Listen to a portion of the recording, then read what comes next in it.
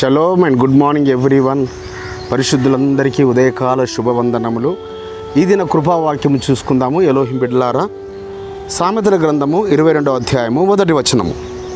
గొప్ప ఐశ్వర్యము కంటే మంచి పేరును, వెండి బంగారముల కంటే దయయు కోరదగినవి. ఈ మాటలు ఎవరు రాస్తున్నారో పరిశుద్ధులారా? గొప్ప ఐశ్వర్యము కలిగిన వ్యక్తి సొలొమోన్ రాజు గారు రాస్తున్నారు. సో ఆయన అనుభవరీతిగా తెలుసుకొని, బిడలారా, ఎంత గొప్ప ఐశ్వర్యము కలిగి ఉన్న ఈ లోకంలో నీవు దిగంబరిగా వచ్చావు, దిగంబరిగా వెళుతావు తప్ప ఏం తీసుకొని వెళ్ళవు. ఇక్కడ నీకు మిగిలిదేంటి? నీ మంచి కార్యములు, నీ మంచి క్రియలు, మంచి పేరు. కాబట్టి ఎంత గొప్ప ఐశ్వర్యము ఉన్నా మంచి పేరు, దానికన్నా ఇంకా ఏంటట, వెండి బంగారముల కన్నా దయ కలిగి ఉండడము.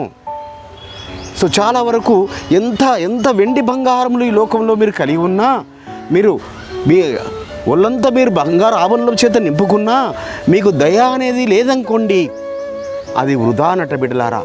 ఇదంతా ఎవరో ఒక బీద వ్యక్తి రాస్తే మనం నమ్మేవారం కాదు. అన్ని అనుభవరీతిగా అన్ని కలిగి ఉన్న వ్యక్తి. ఎందుకనగా బాల్య దినముల నుంచే వారి యొక్క తల్లి నేర్పించిన ధర్మశాస్త్రము. సో ఆ ధర్మశాస్త్రము ఆయన బాల్యదినము నుంచే నేర్చుకున్నాడు. వారి తండ్రి గారు నడిచిన అడుగుజాడలు నడవడానికి కొరకు పరలోకపు తండ్రి ఎన్నుకున్నాడు ఆయనను. అందుగురించే ఎలాంటి జ్ఞానమునిచ్చాడు సొలొమోన్ రాజు గారికి. అయ్యా, నీకేం కావాలో కోరుకో అంటే ఎవరికైనా ఈ లోకంలో ఏమడుగుతారు? అయ్యా, ఈ ప్రపంచంలో భూప్రపంచంలో నన్ను మించిన రాజు ఎవరు ఉండకూడదని కోరుకుంటారు. ఈ లోకంలో నాన్న ధనవంతుడు, ఐశ్వర్యవంతుడు ఎవరు ఉండకూడదని కోరుకుంటారు. కానీ అప్పటికే ఆయన ప్రపంచం మొత్తట్లో ఆయన ధనవంతుడు. అయితే అయ్యా, నీ ప్రజలను ఏలడానికి కొరకు అంటే చూడండి ఎంత దయ కలిగి ఉన్నాడో ఆయన ప్రజలు ఏలద సొలొమోన్ రాజు గారు.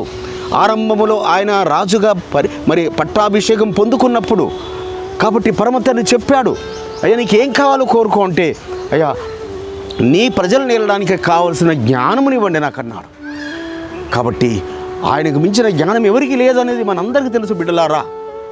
కానీ ఆ జ్ఞానము కాదు, ఈ లోకంలో ఎంత జ్ఞానం ఉన్నా పరలోకపు తండ్రి జ్ఞానము మనల్ని పరలోకమునకు చేర్చుతుంది, ఆయన రాజ్యమునకు చేరుస్తుంది.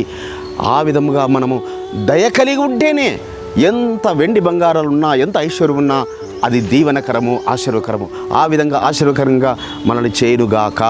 ప్రార్థన చేసుకున్నాం. పరిశుద్ధుడైన తండ్రి, అవును నాయన, ఐశ్వర్యము కంటే గొప్ప పేరు మంచిదని, వెండి బంగారముల కంటే దయ కోరదగినయని నాయన ఈ ఉదయకాలం మీరు మాతో మాట్లాడారు.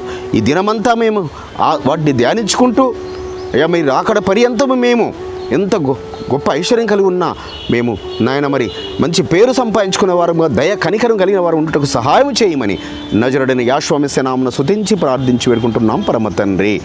ఆమేన్. మన పరలోకపు తండ్రియో, రక్షకుడును, విమోచకుడును, నజరేయుడైన యేసు వారి దివ్య సముఖం నుంచి మీకు, మీ కుటుంబాలకు, మీ వంశాలకు శాంతి, సమాధానం, కృపయు నిరంతరము నిలిచి ఉండునుగాక. ఆమేన్.